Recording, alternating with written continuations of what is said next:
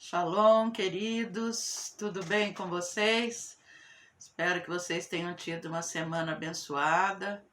Hoje nós vamos estar retomando a nossa aula, sobre o reino de Deus. Vamos estar fazendo a segunda parte da aula e eu peço para que o Espírito Santo, esteja conosco, trazendo espírito de sabedoria, de revelação, em nome de Jesus.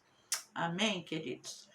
Nós vamos estar aqui ministrando sobre o propósito de Deus.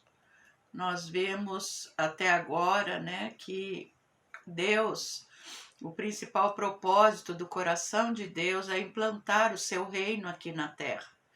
E através disso, Deus usa pessoas. Deus vai usando instrumentos para que o seu reino seja estabelecido. Na aula passada, nós já vimos alguns instrumentos que Deus usou. Por quê? Porque Deus criou todas as coisas. Deus criou o céu, a terra, o mar e tudo que neles há. E o desejo do coração de Deus é reinar sobre todas as coisas que Ele criou, Nada mais justo. Então nós vemos que Ele vai estabelecendo alguns instrumentos para que o seu reino seja expandido. Desde a criação da terra, ali no Éden, Deus começou a manifestar esse desejo de realmente estar reinando sobre todas as coisas. E o primeiro instrumento que ele levantou foi Satanás. Nós vemos que Satanás, não correspondeu, ele se rebelou contra Deus e por isso o reino não pôde ser estabelecido através dele. Aí Deus levanta um segundo instrumento que é Adão. E Adão também falhou. Adão não correspondeu com Deus para implantar o reino. Ele falhou, ele pecou e por causa do seu pecado ele entrou em queda. E aí Deus teve que levantar novamente um descendente de Adão para que o seu reino fosse implantado. Caim era o seu primogênito, também falhou, Falhou diante de Deus, rebelou-se, acabou matando o seu irmão Abel e por causa disso ele não pôde estabelecer o reino.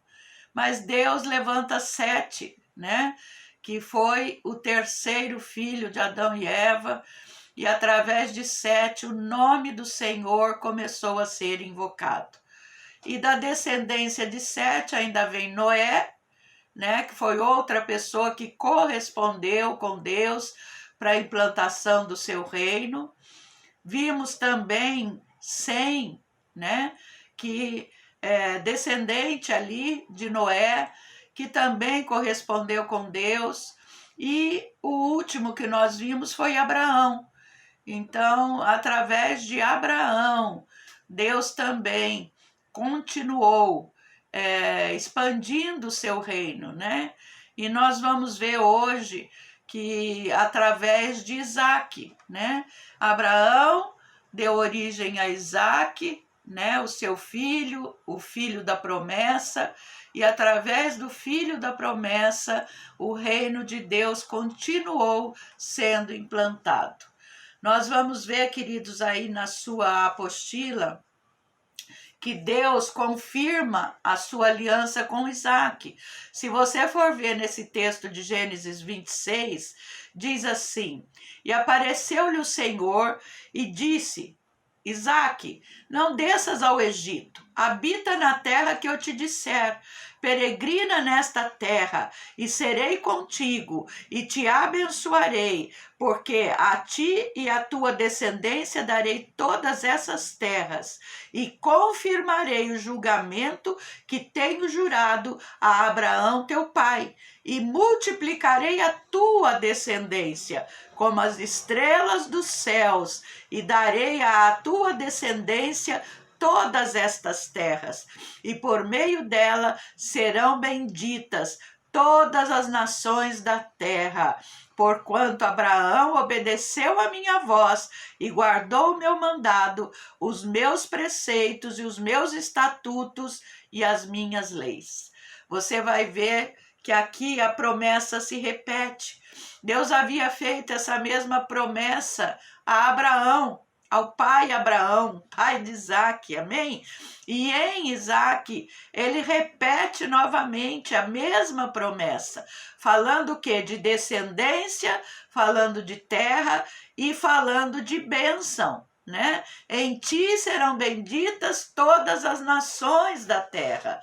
Nós vamos ver que através da circuncisão, através da aliança de sangue, feita ali através de Abraão e Isaque, essa aliança foi prevalecendo. Nós vamos ver que aqui na letra B ainda, aí da sua apostila, Rebeca, sua esposa, amém? Também era estéril, assim como Sara era estéril e Deus deu Isaque, né, como filho para Abraão e Sara, a esposa também de Isaque era estéril, Rebeca também era estéril. A gente vê a história se repetindo, né? E nós vemos aqui em Gênesis 25 que diz assim, Isaque orou insistentemente ao Senhor por sua mulher Rebeca, porquanto era estéril. E o Senhor ouviu as suas orações e Rebeca, sua mulher, concebeu, deu à luz a quem? A Esaú e a Jacó. Nós vemos que ela teve gêmeos, né? Quando aí em Gênesis ainda 25 diz assim, cumprindo-se os dias para dar à luz, eis gêmeos no seu ventre. Então Rebeca teve gêmeos, Esaú saiu primeiro, ou seja, o primogênito, o primeiro daquela gestação, saiu Esaú, né? E nós vamos ver que ele era ruivo, né? E ele era todo peludo, e isso, por isso deram esse nome a Esaú, né?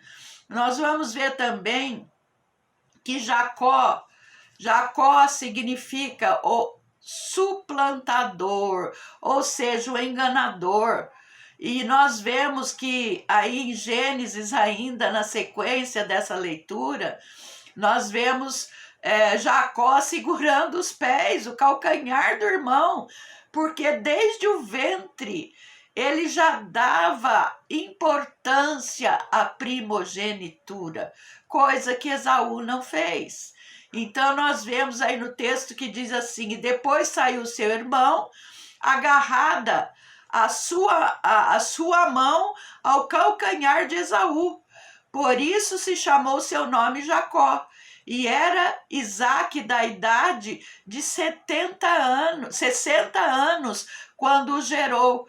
Então Isaque já tinha 60 anos quando a sua esposa Rebeca deu à luz a Esaú e a Jacó, né? E diz assim, e cresceram os meninos, e Esaú foi homem perito na caça, homem do campo, mas Jacó era um homem simples, e eles habitavam em tendas, diz a palavra, né? Mas desde o ventre eles já começaram a lutar entre si, né? Jacó já tentando segurar o irmão porque ele queria nascer primeiro. Nós vemos aqui agora mais um nessa linhagem, nessa linha do tempo que Deus está construindo. Já vimos Abraão, vimos Isaque, agora nós vemos aqui Esaú e Jacó. Mas quem é que correspondeu realmente com Deus? Foi Esaú ou foi Jacó? Nós vemos que Esaú, ele acaba trocando o direito de primogenitura, né? Ele estava com fome e acabou trocando esse direito de ser o primogênito do pai por um prato de lentilhas ou de guisado, que diz a palavra, né? Porque o primogênito, amados, ele tinha alguns direitos além dos outros filhos. E ele tinha a porção dobrada da herança do pai. Mas Esaú não levou em conta isso. Mas Jacó estava lá de olho, né? Estava de olho na herança, Jacó estava de olho em tudo que o primogênito tinha diante de Deus, e Jacó toma a bênção que era de Esaú, né? Porque ele já valorizava lá desde o ventre, Jacó já tinha, né, esse desejo pela primogenitura, mesmo ainda lá bebezinho no ventre, ele já lutou por isso. E que grande ensinamento que a gente tira disso, amados. O que é mais importante na nossa vida? O que tem sido mais importante? O alimento físico, o amor às coisas do mundo, ou o alimento espiritual? O que é que tem preenchido mais a nossa vida? O que é que nós temos dado mais prioridade nas nossas vidas? Nós precisamos olhar para dentro de nós e percebermos se nós não estamos trocando o nosso relacionamento íntimo com Deus por um prato de lentilhas, por coisas que a traça rói e a ferrugem destrói. As coisas que são eternas vão prevalecer, mas as terrenas são temporais. Daqui a pouco não vão existir mais. Nós vemos também aí Jacó luta com o anjo de Deus e o seu nome muda para Israel. Nós conhecemos esse texto, né, quando Jacó está lá no Val de Jaboque e diz assim, a partir do 22, e vendo este, que não prevalecia contra ele, tocou na juntura da sua coxa e se deslocou a juntura da coxa de Jacó, lutando com ele. Ou seja, ele ficou manco. E disse, deixa-me ir, o anjo dizendo, porque já a alva subiu. Porém ele disse, não te deixarei ir, se não me abençoares. Olha a persistência, né, de Jacó. E disse-lhe, o anjo perguntou para ele, qual é o teu nome? Ele disse, Jacó.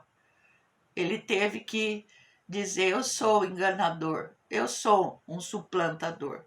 Então o anjo disse, não te chamará mais Jacó, mas Israel, pois como príncipe lutaste com Deus e com os homens e prevaleceste. Aqui o anjo do Senhor provavelmente seja uma teofania, né, de Jesus.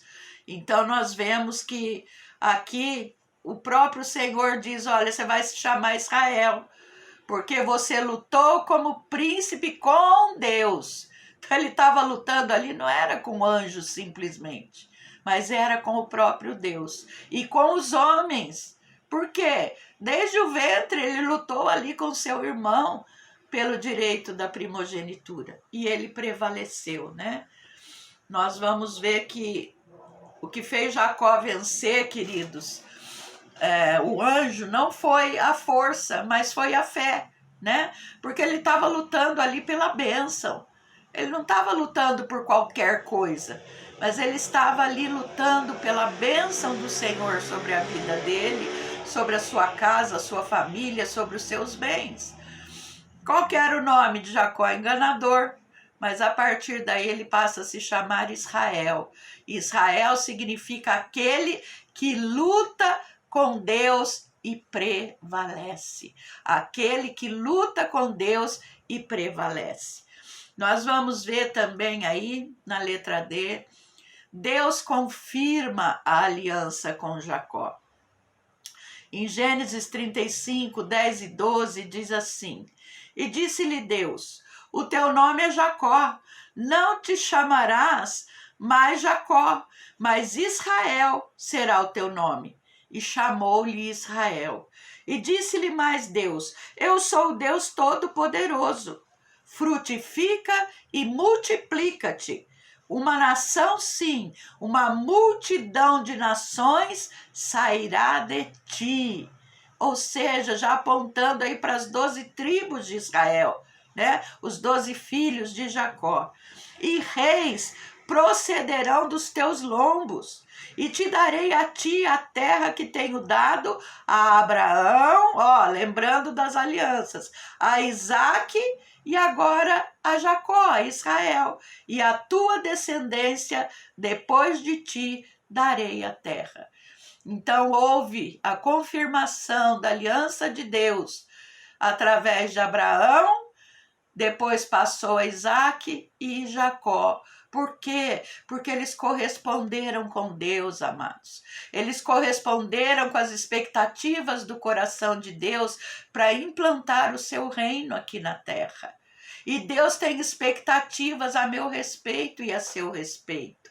Será que nós estamos cooperando com o Senhor? Será que nós estamos correspondendo com as expectativas do coração do Pai para implantar o seu reino aqui na terra? Nós vamos ver mais à frente. Nós vamos ver que a ordem era repetida também. Multiplica-te e frutifica-te, né? Porque o reino ele é frutífero, amados. Ele diz que reis sairão de ti. Ou seja, o reino ia ser estabelecido através de Abraão, de Isaque e de Jacó. Jacó deu origem às 12 tribos de Israel, né?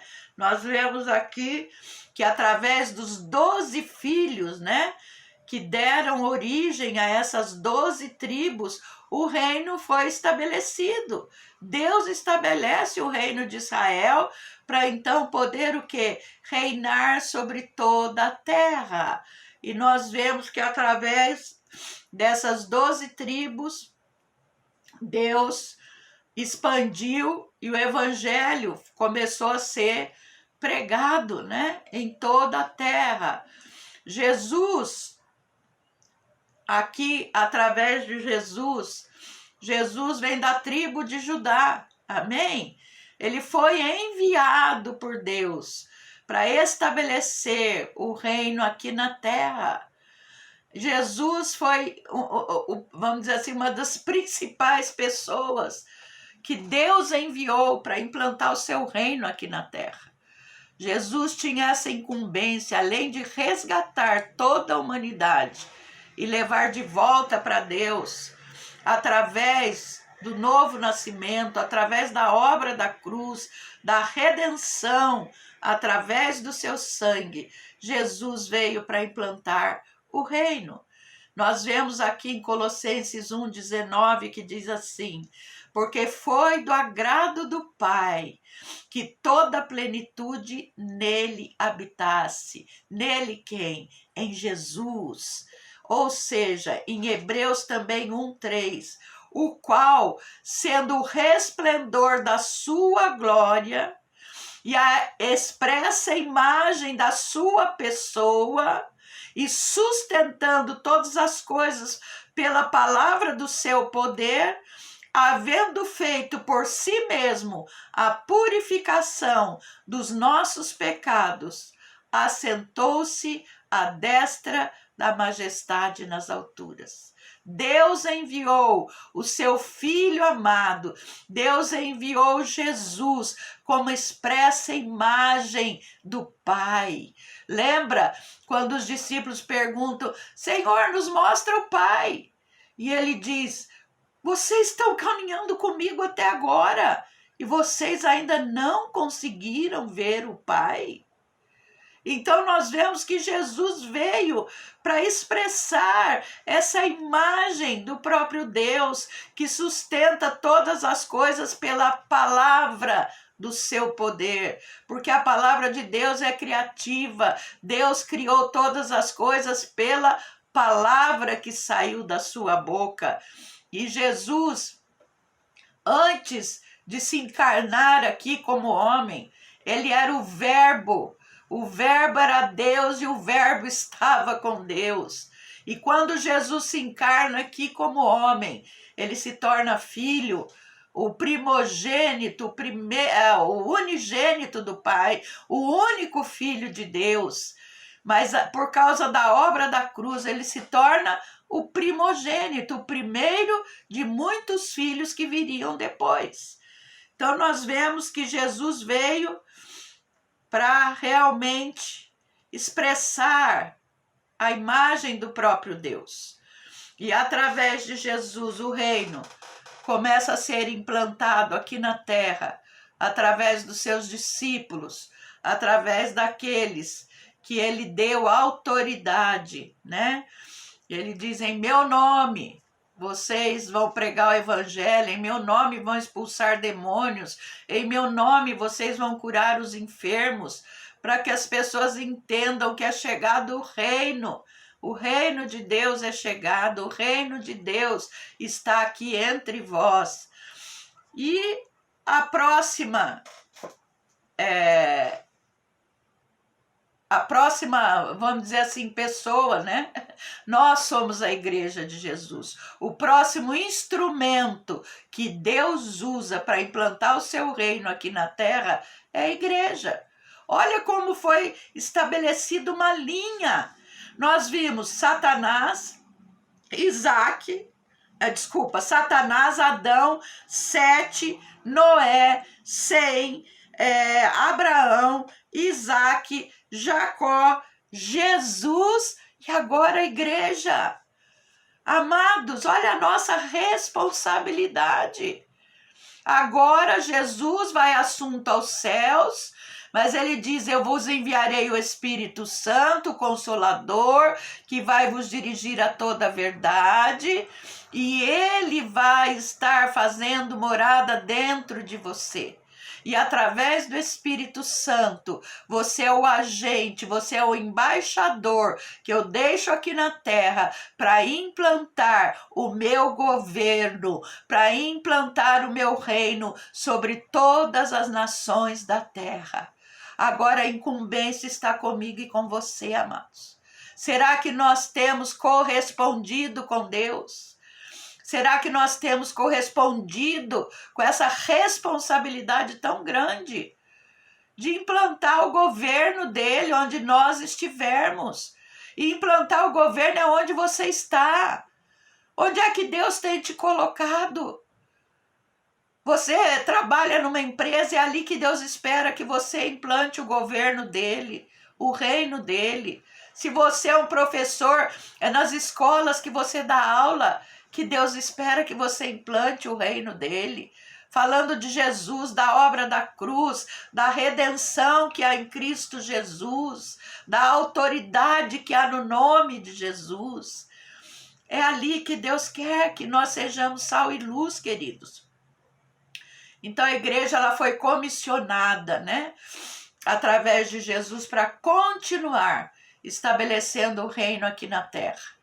Nós vemos aí em 1 Pedro 2,9, que diz assim: mas vós sois a geração eleita, o sacerdócio real, a nação santa, povo adquirido, para que anuncieis as virtudes daquele que vos chamou das trevas para a sua maravilhosa luz.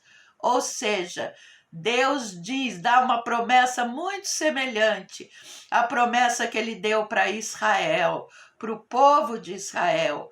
Ele diz que nós somos geração eleita, sacerdócio real, nação santa, mas que nós fomos um povo adquirido. Nós fomos comprados. E porque fomos comprados, já não nos pertencemos mais. Porque fomos comprados, hoje nós temos um dono. Hoje nós temos um Senhor que, além de Salvador, ele é Senhor da minha e da sua vida. E através deste senhorio, nós nos alinhamos com ele como filhos obedientes a Deus, como obedientes a Jesus Cristo aqui nesta terra. Nós somos o instrumento que Deus usa, nós somos os embaixadores de Cristo aqui na terra. E o embaixador, ele representa a nação a qual ele pertence. Ele representa onde ele está. Quando o embaixador é enviado a qualquer outra nação, ele está ali representando a nação que o enviou. Já falei na outra aula, hoje nós temos uma pátria. E esta pátria é celestial. Hoje nós somos cidadãos do céu. Porque somos cidadãos do céu, Deus nos comissiona para sermos embaixadores de Cristo aqui na terra. Então, onde você está representando Jesus. Cuidado, amados. Vamos cuidar com a nossa maneira de agir, de falar, porque as pessoas nos olham, mas é o nome de Jesus que está em jogo. Não é simplesmente o meu nome, o seu nome. Nós estamos representando alguém aqui na terra. E esse alguém é tremendo, esse alguém é maravilhoso. Esse alguém foi capaz de dar a própria vida por amor de mim e de você. Precisamos ter a noção, né, de quem somos em Cristo. Vamos ver ainda aí o reino de Deus em Israel, né? O reino de Deus, ele vai começar a se estabelecer sobre a terra através de Israel. Então já vimos, né, toda a descendência. Jesus é descendente da tribo de Judá, ele é um israelita, e nós vemos que esse reino, ele começa a ser estabelecido através de Israel. O propósito de Deus, nós vamos ver, o alvo de Deus era reinar sobre Israel. Se você for ver nesse texto aí de Deuteronômio 7, de 6 a 9, ele diz assim: porque povo santo és ao Senhor teu Deus. O Senhor teu Deus te escolheu para que lhe fosses o seu povo especial de todos os povos que há sobre a terra. O Senhor não tomou prazer em vós, nem vos escolheu, porque a vossa multidão era mais do que a de todos os outros povos. Eles eram um povo pequeno, eles não eram maiores que os outros povos, pois vós éreis menos em número do que todos os povos. Mas porque o Senhor vos amava, e para guardar o juramento que fizera a vossos pais, o Senhor vos tirou com mão forte e vos resgatou da casa da servidão. O Senhor resgatou das mãos de Faraó, do rei do Egito. E saberás, pois, que o Senhor teu Deus, ele é Deus, o Deus fiel, que guarda a aliança e a misericórdia até 1000 gerações, aos que amam e guardam os seus mandamentos. Deus tinha como projeto, como alvo, reinar através de Israel, através do povo que ele estabeleceu aqui na terra. Se você for ver a nação de Israel, é pequenininha no meio de todo aquele mapa. E é um lugar onde existe tanta contenda, tanta disputa, porque é uma guerra espiritual. Por quê? Porque Deus estabeleceu Israel para implantar o seu reino sobre todas as nações da terra. Mas nós vamos ver que através de Israel, Deus esperava que todos conhecessem ao Deus vivo, que eles pudessem compartilhar isso com o mundo, que eles pudessem compartilhar isso com os povos, né? E em Jesus foram cumpridas realmente, né, as promessas que o Salvador viria do povo judeu. Deus havia feito uma aliança com Abraão, com Isaac, com Jacó, e vai cumprir essa aliança que ele fez, né? Que realmente viria o Salvador através do povo judeu, através de Israel, né? O reino estaria sendo estabelecido.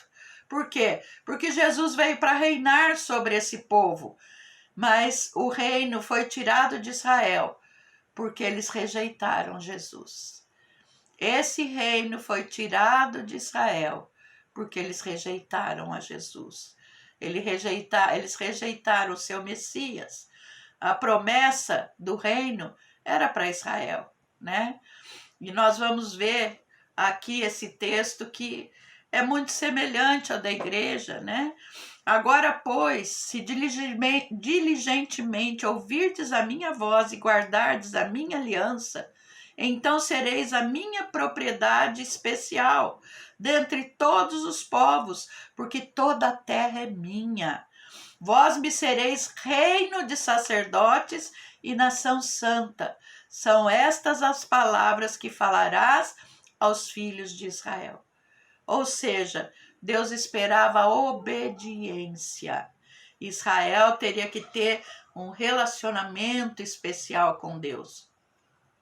E nós vamos ver que até Jacó, Deus havia feito aliança com indivíduos, com pessoas. Mas através das 12 tribos, Deus faz aliança com a nação de Israel. Deus deixou de fazer aliança com uma pessoa, mas fez uma aliança com um povo, o povo de Israel. E a partir dali, o propósito de Deus era realmente alcançar, né, toda a humanidade através de Israel, para cumprir, né, o seu propósito. Eles tinham que corresponder com Deus, né? Por quê? Porque Deus vai usando instrumentos, Ele vai usando pessoas para atingir aquilo que Ele necessita, para atingir aquilo que Ele quer. E aqui ele usa o povo de Israel, mas por causa por eles terem rejeitado Jesus como seu Messias, o reino é retirado, né? Mas Israel continua sendo o povo escolhido por Deus. Nós temos que entender que Israel é Israel e igreja é igreja. Amém? Deus não desistiu de Israel. Nós não somos o Israel de Deus.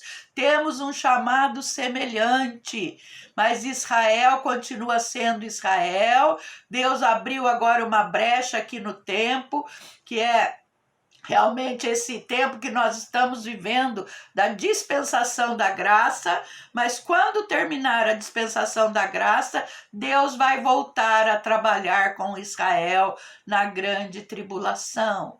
Amém? Deus não desistiu de Israel. Isso foi só uma oportunidade que Deus deu para que os gentios também fossem salvos. Amém? Olha a misericórdia de Deus, queridos. O propósito de Deus realmente é alcançar toda a humanidade. Nós vemos que de Israel viria o Salvador do mundo.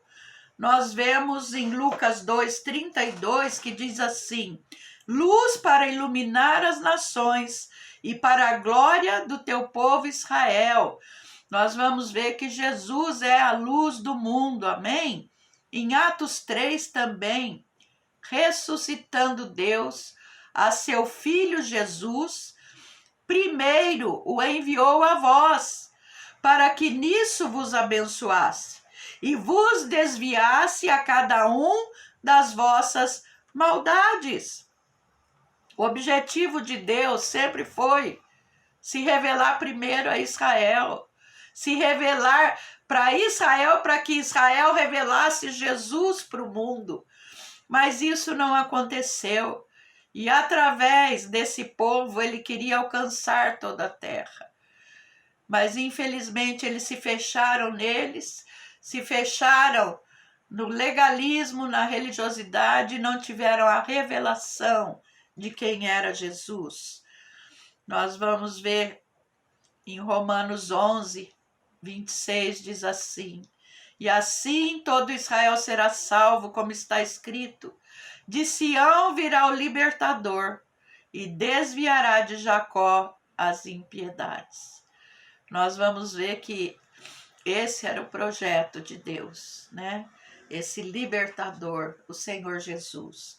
O reino foi tirado pela rejeição do Messias, que está em Mateus 8, 10, 12, que diz assim: maravilhou-se Jesus ouvindo isso e disse aos que seguiram: em verdade vos digo que nem mesmo em Israel encontrei tanta fé.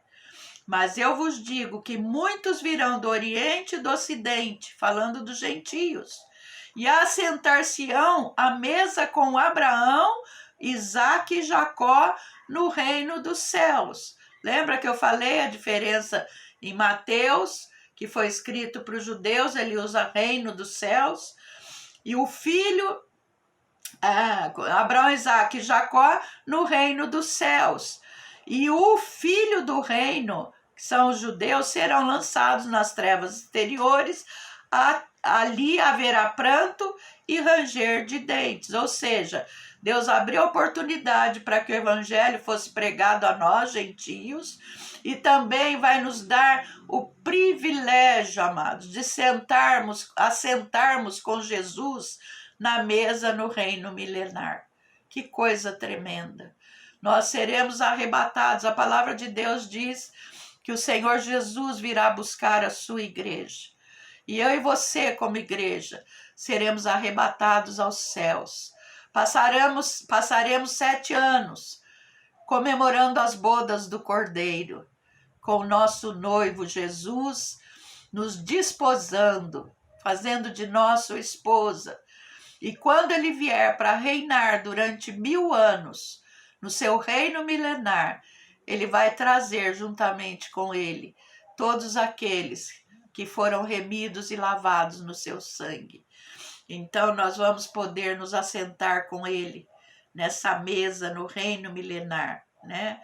O reino de Deus, ele foi dado à igreja. O que é a igreja, queridos?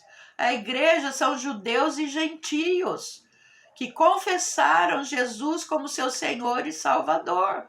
Se você for ver a igreja do primeiro século, a igreja que nasceu ali em Pentecostes, a maioria eram judeus que se converteram. Os gentios começaram a chegar depois. Então nós vemos que quem é que vai fazer parte da igreja de Jesus? Quem é que já faz parte da igreja de Jesus? Gentios e judeus. Todos aqueles que reconhecem em Jesus Cristo o seu Senhor e Salvador.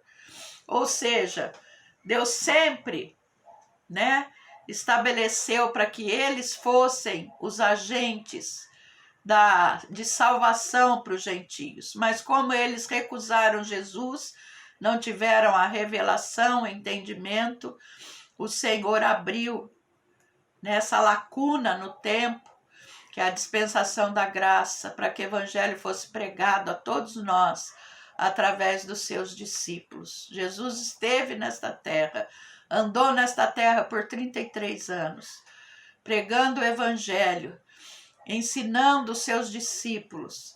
E através dos discípulos, não só dos 12, mas a palavra também fala dos 70 que caminhavam com Jesus, não tão próximos quanto os 12 discípulos, mas eles caminhavam, eles ouviam as pregações e Jesus começa a enviá-los de 2 em 2 para pregar o evangelho.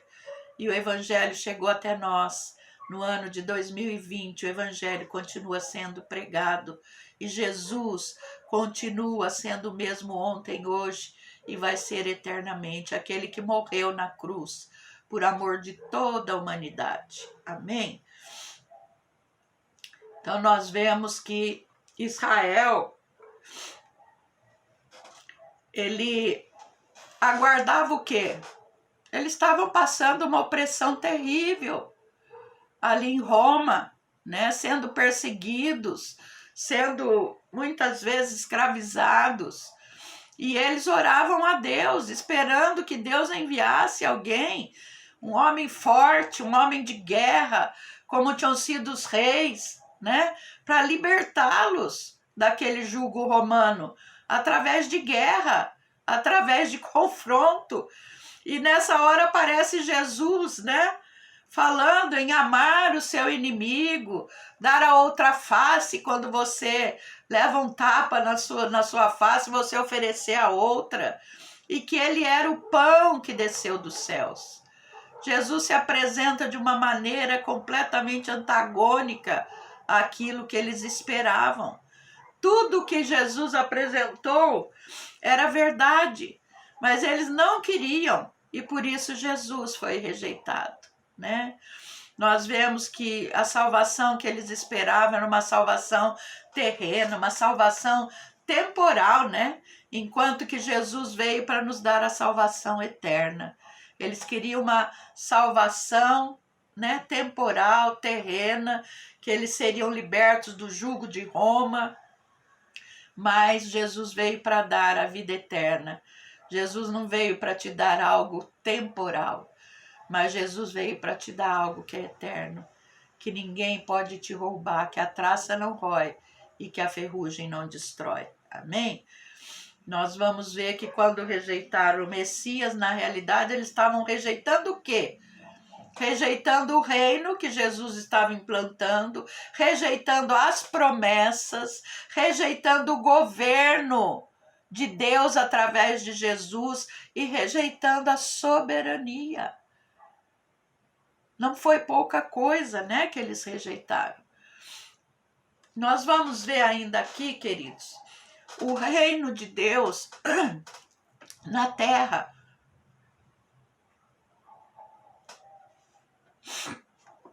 Nós vamos ver aqui na letra A, o reino de Deus não é caracterizado pela aparência exterior. Em Lucas 17, 20 e 21 diz assim: interrogado pelos fariseus sobre quando viria o reino de Deus, Jesus lhes respondeu: não vem o reino de Deus com visível aparência. Não é um reino visível, não é um reino terreno.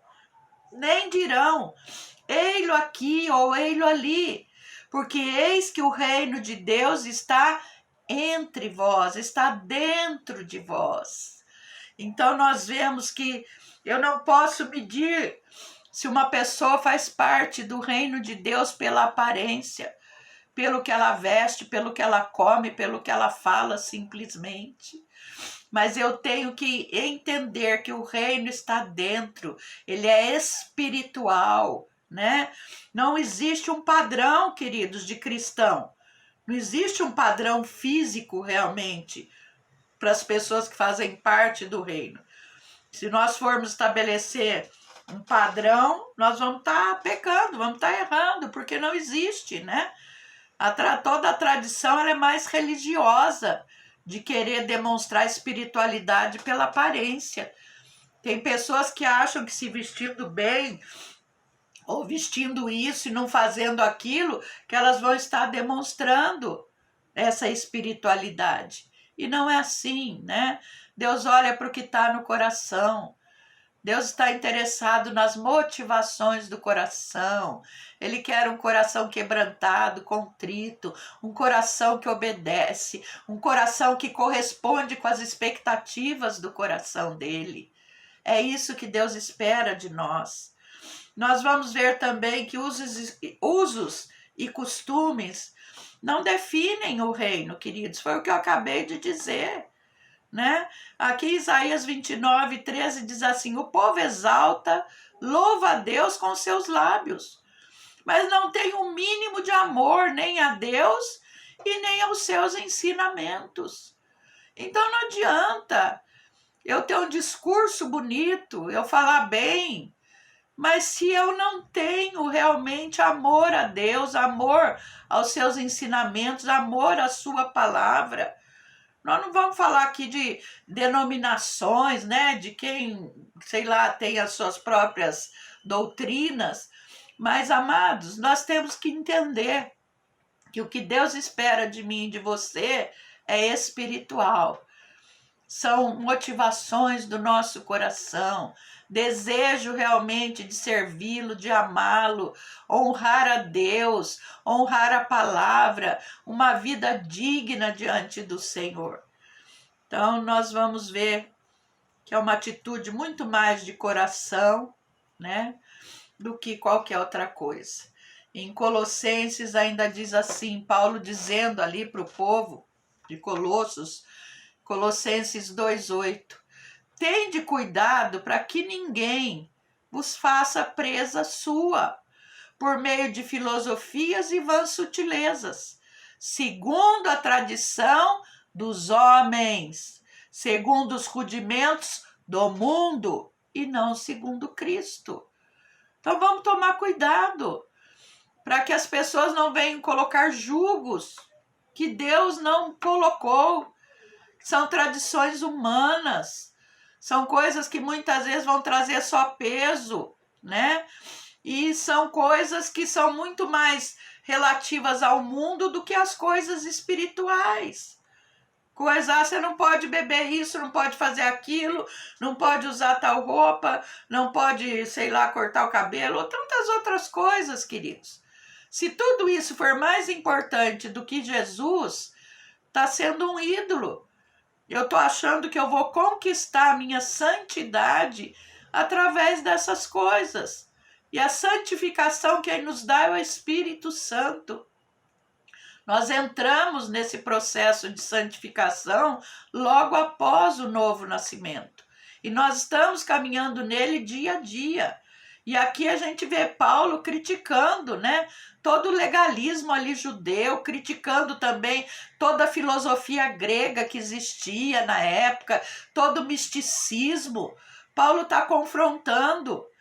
E nós vemos que a santidade, queridos, não é de fora para dentro. A santidade é de dentro para fora. É algo que vem realmente do Espírito para as nossas vidas. É isso que nos traz realmente mudança de atitude, nos traz aquela metanoia, né? A mudança de mente. Precisamos mudar as nossas mentes, queridos. Para quê? Para que a gente possa experimentar as coisas boas, perfeitas e agradáveis que Deus tem para as nossas vidas. Porque se a nossa mente não for mudada, as nossas atitudes vão continuar sendo as mesmas.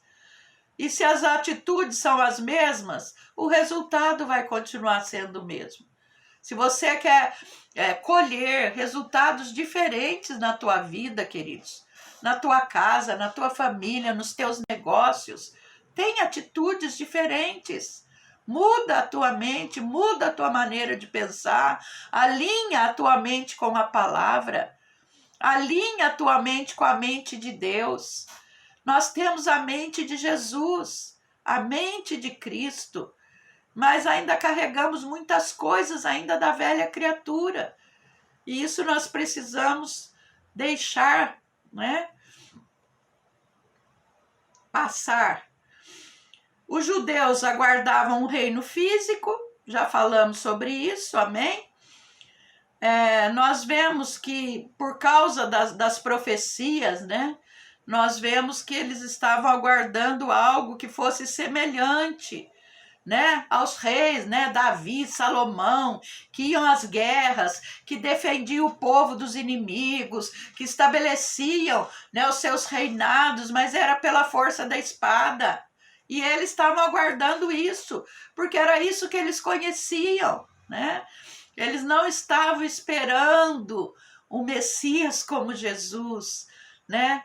Como aquele que veio para implantar um reino, mas era um reino espiritual, é um reino eterno, não era um reino que ia ser passageiro, como foram os outros reinados, né? Tanto de Davi, de Salomão, mas nós vemos que Jesus veio e esse reino é eterno, ele não vai passar.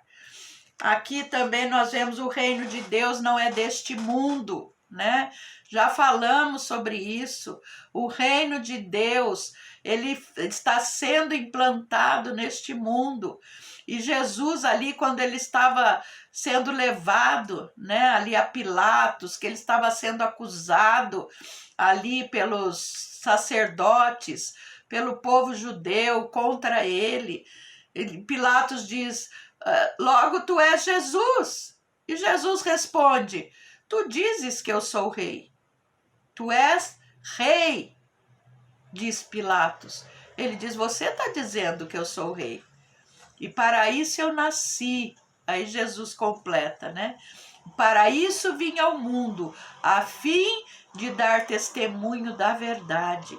Todo aquele que é da verdade ouve a minha voz. Então Jesus realmente veio, não foi achado pecado, não foi achado defeito. É por isso que ele tinha que ser o cordeiro sem pecado e sem defeito. E ele foi julgado pelos homens, até o ponto de Pilatos dizer: olha, eu não vejo mal nenhum nele. Aí façam o que vocês acharem melhor, não vejo pecado nele. Eu não vejo defeito nesse cordeiro. Ele está pronto para ser imolado. E ele morreu por mim e por você, como Cordeiro Santo, sem mácula, sem mancha, um cordeiro sem defeito, que era o único cordeiro que podia ser oferecido por sacrifício a Deus. Ele não pode ser limitado fisicamente, ou seja, o reino de Deus não pode ser limitado fisicamente, amados. Nós vamos ver em João 4, 20 a 24, diz assim: nossos pais adoravam, a mulher samaritana perguntando a Jesus. Nossos pais, ele estava ali junto da fonte de Jacó, e a mulher samaritana chega e começa a indagar Jesus. E diz assim: nossos pais adoraram neste monte, e vós dizeis que é em Jerusalém o lugar onde se deve adorar? E disse-lhe Jesus: mulher, crê-me que a hora vem em que nem nesse monte, nem em Jerusalém adorareis o Pai. Vós adorais o que não sabeis. Nós adoramos o que sabemos, porque a salvação vem dos judeus. Mas a hora vem, e agora é, em que os verdadeiros adoradores adorarão o Pai, em espírito e em verdade, porque o Pai procura tais que assim o adorem. Deus é espírito e importa que os que o adorem em espírito e em verdade. Ele afirma, né, que não existe um lugar específico para adoração, mas que os verdadeiros adoradores iam adorar a Deus em espírito e em verdade. Não importa o local, queridos. Nós temos que ter uma vida de adoração. Não importa se eu estou na minha casa, não importa se eu estou no templo, não importa se eu estou dirigindo, não importa se eu estou cozinhando. Eu tenho que ter uma vida de adoração constante a Deus. Adoração por quem Ele é, não somente por aquilo que Ele pode dar. Eu tenho que adorar a Deus por toda a misericórdia, eu tenho que adorá-lo pelo Deus criador e criativo que Ele é, pela salvação que Ele proveu na cruz através de Jesus para a minha vida. É gratidão, é o amor que realmente nós não entendemos. Que amor é esse que Deus tem pela humanidade, amados? Uma humanidade corrompida, podre, mas a palavra de Deus diz que Ele amou o mundo de tal maneira que Ele entregou o seu único filho por amor de nós. O reino de Deus é espiritual, Romanos 14, 17, porque o reino de Deus não é comida e nem bebida, mas justiça e paz e alegria no Espírito. Ou seja, o reino de Deus, ele é totalmente espiritual, não é alguma coisa que eu possa enxergar fisicamente com os meus olhos naturais, tocar com a minha mão. Ele é essencialmente espiritual, e é por isso que eu preciso aceitá-lo onde? Não na minha mente, nas minhas emoções, nos meus sentimentos, mas eu preciso aceitá-lo no Espírito, porque aqueles que são espirituais discernem bem todas as coisas. E é só passando pelo novo nascimento, é que eu vou entender como funciona este reino, porque ele é espiritual. Eu tenho que entender no meu espírito quem é Jesus. Eu tenho que entender no meu espírito o senhorio de Jesus Cristo sobre a minha vida. E é isso que faz toda a diferença, amados. Nós vemos aí no número 6, o governo de Deus deve manifestar-se tanto na terra como no céu. A palavra de Deus diz aí na oração do Pai Nosso: venha o teu reino, seja feita a tua vontade, assim na terra como no céu. No céu já é feita a vontade de Deus, mas Ele espera que aqui na terra essa vontade também seja obedecida, que nós obedeçamos como filhos de Deus, obedeçamos a sua autoridade, para que a gente cumpra realmente a vontade de Deus aqui na terra. O reino começa a ser implantado aqui na terra.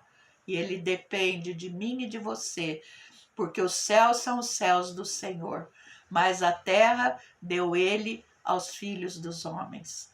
Ele conta conosco. O reino de Deus começa no coração do homem. Já lemos lá que diz, né? O reino de Deus não vem de aparência visível, né? Mas ele começa onde? No coração do homem. Ele começa no nosso espírito e ele se expande até que nós realmente nos tornemos realmente instrumentos de Deus aqui na terra, para falarmos de Jesus, do amor de Jesus, para implantarmos o governo dele, porque onde Jesus entra, queridos, ele começa a governar. Se você trabalha numa empresa, mesmo que você tenha 3 ou 4 funcionários, se você falar de Jesus para esses meia dúzia de funcionários que você tem, o reino de Deus é estabelecido ali naquela empresa. As pessoas começam a obedecer a Deus, começam a obedecer a palavra, e o reino vem e é implantado naquela empresa. A mesma coisa na sua casa, na sua família. A mesma coisa num local onde você tem acesso. Você começa a falar do amor de Deus, e as pessoas começam a se converter, a se entregar, e o reino começa a ser implantado naquele lugar. E as pessoas começam a obedecer a Deus. É tremendo. Ele começa realmente, o altar, o trono realmente de Deus, ele começa no nosso coração. Ele começa a ser implantado através do nosso espírito. Nós recebemos, nosso espírito estava morto, mas em Cristo Jesus ele foi vivificado. Nós recebemos vida no Espírito, e porque temos vida no Espírito, hoje nós entendemos as coisas que são espirituais. Não podemos mais ficar usando aí máscaras, usando capas, achando que isso é simbolismo de santidade. Não é dessa maneira que as pessoas vão nos identificar como cidadãos desse reino. Como entrar no reino? Nós vemos aí arrepender-se e crer no Evangelho. Essa é a principal atitude que nós temos que ter. Nos arrepender e crer realmente no Evangelho. Nós vamos ver que a palavra ela é clara, né? Que para o reino não é por meio de obras que a gente entra para o reino, queridos. Não é pela nossa própria virtude ou pela nossa inteligência. Primeiro eu preciso me arrepender. Arrepender é diferente de ter remorso. Nós já falamos isso em outras aulas. Arrependimento é mudança de atitude. Significa que quando eu sou confrontado com os meus pecados, com as coisas erradas que eu faço, eu tenho que me arrepender genuinamente. E se eu estou caminhando numa direção errada, eu tenho que fazer uma conversão e caminhar na direção oposta. Isso é arrepender-se. É você realmente se converter dos teus maus caminhos, diz a palavra, né? Nós tivemos essa aula que fala sobre arrependimento de obras mortas. Lembra que nós tivemos lá em Pedras 2 o batismo também de arrependimento? Para nós sermos inseridos no reino, nós ouvimos falar de Jesus, da obra da cruz, entendemos que somos pecadores e nos arrependemos dos nossos pecados, nos arrependemos de toda a injustiça que fizemos, e a partir daí confessamos a Jesus como nosso Senhor e Salvador, e somos introduzidos no corpo de Cristo. E porque somos introduzidos no corpo de Cristo, somos introduzidos no reino de Deus, que veio ser estabelecido aqui na terra através de Jesus. Amém? Vemos também, é preciso se esforçar para entrar no reino. Mateus 11, 12 diz assim: desde os dias de João Batista até agora, o reino dos céus é tomado por esforço, e os que se esforçam se apoderarão dele. O que isso significa? Amados, significa que quando eu me decido por Jesus, eu ainda não estou livre dos meus vícios, não estou livre dos meus pecados. E eu vou ter que me esforçar sim para abrir mão de todas as coisas da velha criatura. Tem coisas que já estão tão arraigadas que eu vou ter que me esforçar com a ajuda do Espírito Santo para remover todas essas coisas da minha vida. Vai ter que haver sim um esforço, um trabalho conjunto com o Espírito Santo para que nós sejamos libertos de tudo que ainda está na nossa vida, mas que pertence à velha criatura, para que nos tornemos realmente novas criaturas em Cristo Jesus. Não é assim do dia para a noite. Precisa se esforçar sim. E o homem que se esforça entra nesse reino, né? Significa mudança de vida, queridos. E é uma batalha espiritual que nós vamos enfrentar. Lembra lá em Gálatas? A batalha da carne contra o espírito? Vai haver essa guerra o tempo inteiro. A nossa carne vai querer guerrear contra o espírito. Mas nós temos que nos esforçar para que o espírito vença toda a obra da carne e prevaleça em nome de Jesus. Nós vemos ainda aqui, a porta é estreita. Por quê, queridos? Porque na porta estreita não passa pecado, nem pecadinho, nem pecadão. Nós vamos ver que Jesus chama o caminho para o céu de porta estreita, porta apertada. Não porque Deus não queira salvar a humanidade, queridos, mas porque na prática poucas pessoas querem renunciar o eu. Poucas pessoas querem renunciar ao velho homem. Ainda tem prazer no pecado. Ainda querem permanecer fazendo coisas que não são mais condizentes com o reino. Não são mais condizentes com a palavra de Deus. É por isso que a porta é estreita. As pessoas não estão dispostas a se humilhar, a se negar. Não estão dispostas realmente a renunciar coisas e obedecer a Deus, a perseverar na fé. Então nós vemos que essa porta realmente se torna estreita. O mundo jaz no maligno. Nós não temos dúvida nenhuma sobre isso, não é verdade? Basta olhar para o mundo que nós estamos vivendo, queridos. É muito triste o que nós estamos vivendo ultimamente.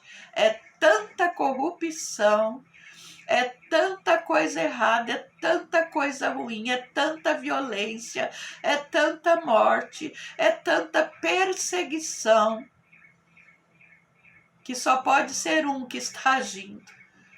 Deus com certeza não é.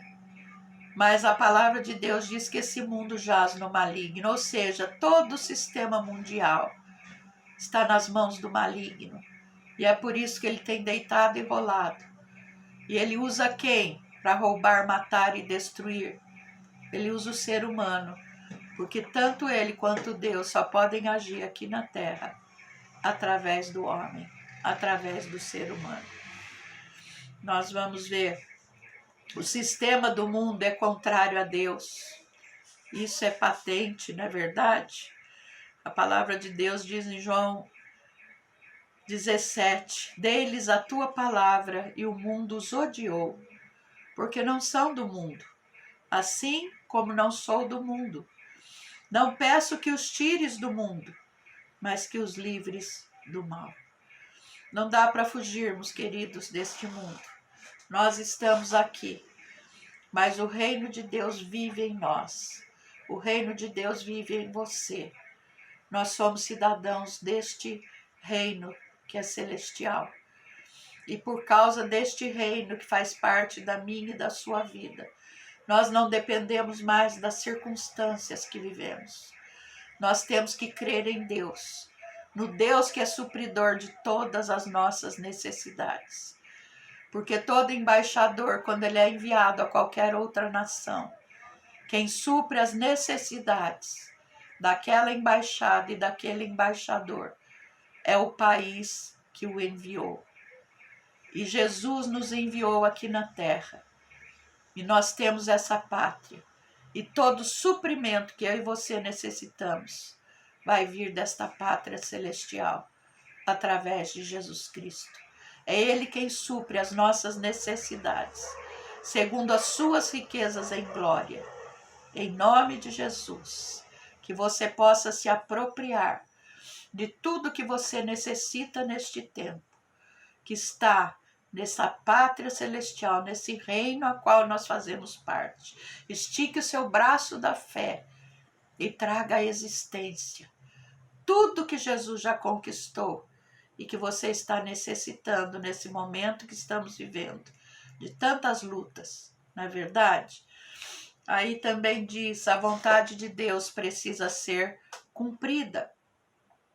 Jesus fez a vontade do Pai no Getsêmani. Ele deixou a sua própria vontade e fez o que era agradável ao Pai. Ali no Getsêmani, Jesus enfrentou uma guerra terrível contra os principados e potestades. A opressão terrível que veio sobre ele para ele desistir de ir para a cruz. Mas Jesus foi até o fim. Ele venceu Satanás. E ele cumpriu com todo o propósito de Deus. Será que nós estamos cumprindo com o propósito de Deus para as nossas vidas, amados? Será que nós estamos dispostos a pagar o preço? Dispostos a renunciar? Dispostos a dizer não para a nossa alma e dizer sim para o Espírito? Nós precisamos avaliar todas essas coisas. Como fechar o reino? Colocar coisas antes da salvação. Em Mateus 23 diz assim: ai de vós, escribas e fariseus, hipócritas, porque fechais o reino dos céus diante dos homens? Pois vós não entrais, e nem deixais entrar os que estão entrando. Nos nossos dias, queridos, quem são os fariseus e os escribas?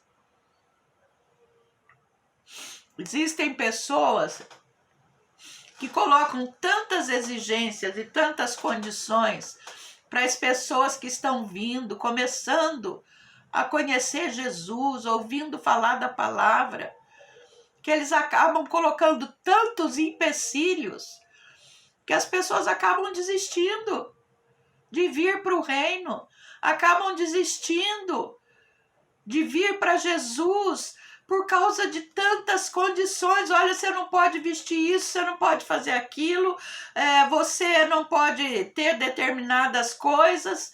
Amados, santificação quem traz para a vida das pessoas é o Espírito Santo. Não sou eu em você, não são as nossas imposições que vão atrair as pessoas para Jesus, mas é o amor.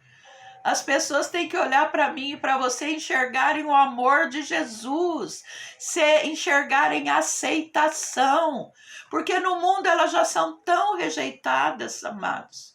As pessoas já são tão rejeitadas no mundo, que quando elas vêm para Jesus, elas precisam sentir amor e aceitação.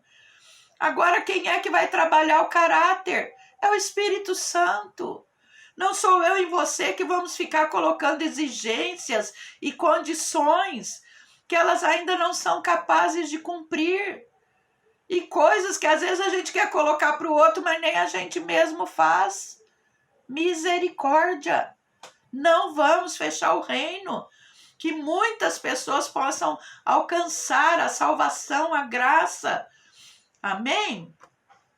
Vemos aí, a salvação é de graça. Pela graça sois salvos, querido. E graça é esse favor que nós não merecíamos, mas Jesus nos deu.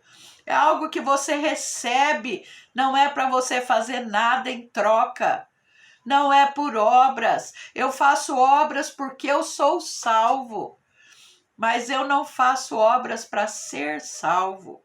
É uma grande diferença. E Jesus é o único caminho que pode nos levar de volta a Deus.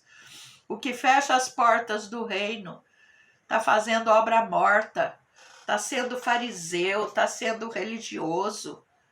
Misericórdia, vamos nos arrepender, amém?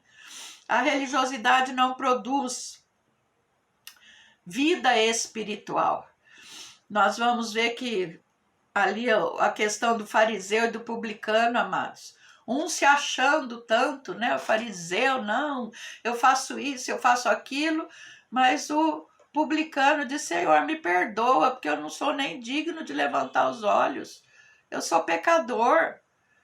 Então, é essa questão que nós temos que ter, queridos.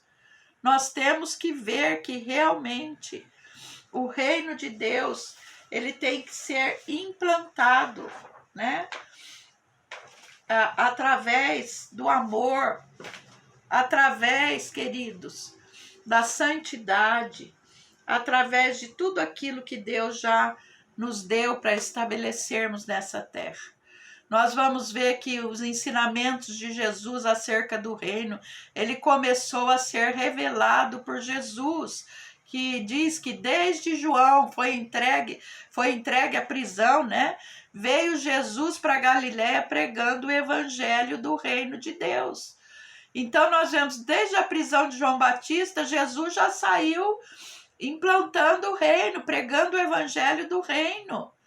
Nós vemos também que Jesus ele ensina sobre o significado do reino. Diz assim, em Mateus 13, ele respondeu e disse-lhes, porque a vós é dado conhecer os mistérios do reino dos céus, mas a eles não é dado. Por quê? Porque Jesus falava em parábolas.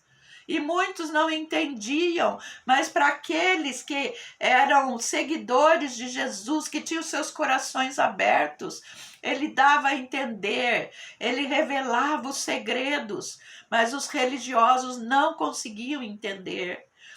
Fala também que o reino de Deus ele é caracterizado pela pregação da palavra, ou seja, quando a palavra é ensinada, o Espírito Santo conhece as necessidades e ele sabe aquilo que você precisa ouvir. Nós vemos a parábola do semeador. Aqui Jesus fala de vários tipos de terra. Ele fala do cara que saiu a semear, mas encontrou terras diferenciadas. Ele encontrou terra que era dura, ele encontrou terras entre pedras pedregosas, outras entre espinhos, em terras que a palavra caía e não conseguia sobreviver. E ali ele fala de uma série de situações, ele fala da falta de entendimento, aquele que foi semeado ao pé do caminho, ele fala também daquele que foi semeado entre os pedregais, que é a falta de perseverança, né? As pessoas que recebem a palavra, mas não perseveram, não persistem, aquele que foi semeado entre os espinhos, a falta de compromisso com as coisas de Deus, queridos. Recebe a palavra, mas não quer ter compromisso. E também é o que foi semeado em boa terra. Só esse vai dar um bom fruto. Só esse vai se multiplicar. Só aquela terra. E terra fala do coração. Um coração maleável, ensinável. Esse é o coração que vai produzir. Fala também que o reino de Deus é caracterizado pela obediência à palavra de Deus. Não é o simples fato de você conhecer a palavra que vai te fazer viver o reino, mas é a obediência. Nós temos que conhecer a palavra e aplicar a palavra no nosso dia a dia. Obedecer a palavra, não sermos ouvintes esquecidos, mas praticantes da palavra.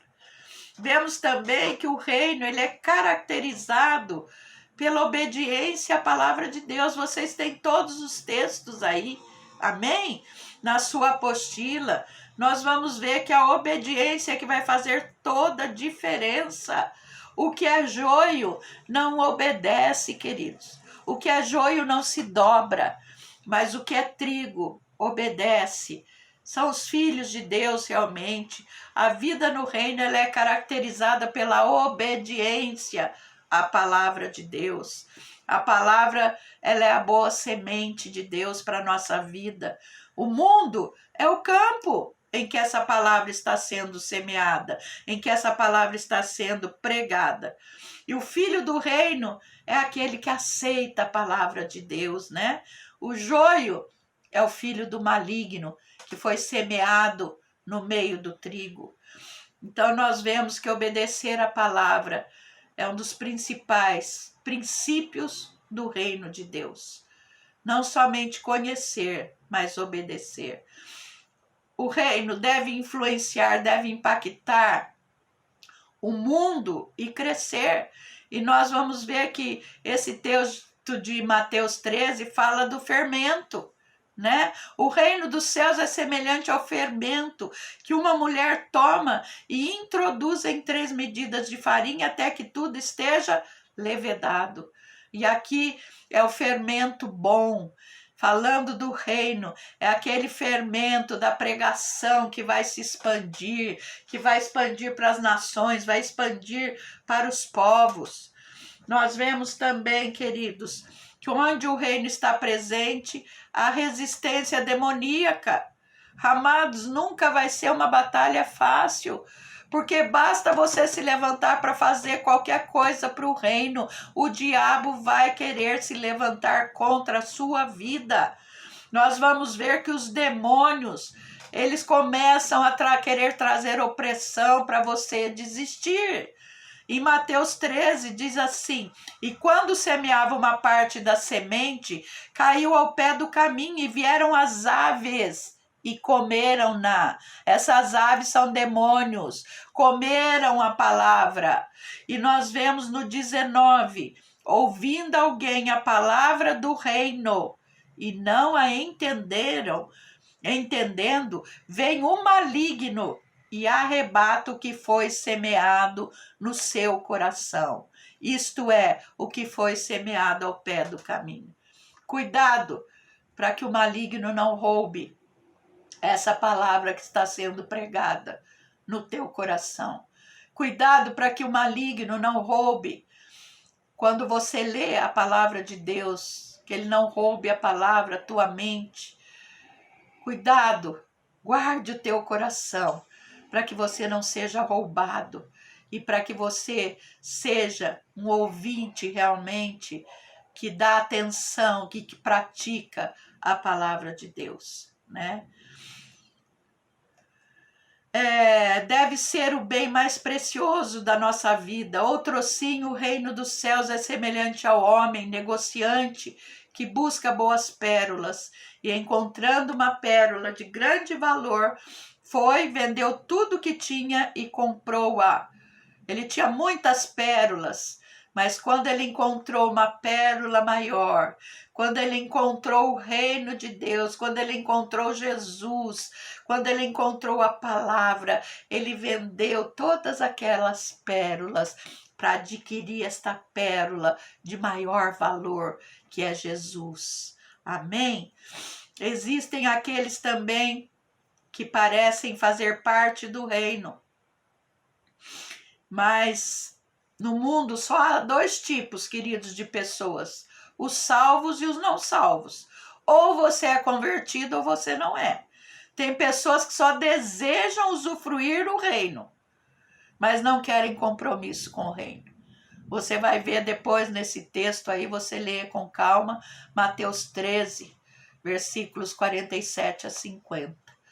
Você vai ver que existem pessoas que elas só querem o benefício do que Deus pode dar, que vão ao culto buscar a bênção e quando recebe a bênção, viram as costas e vão embora. Então, nós vamos ver que existe também muito engano, pessoas que não querem realmente fazer parte do reino ou ter compromisso com o reino. E aí na letra G é preciso saber discernir a revelação da palavra. Mateus 13, 52.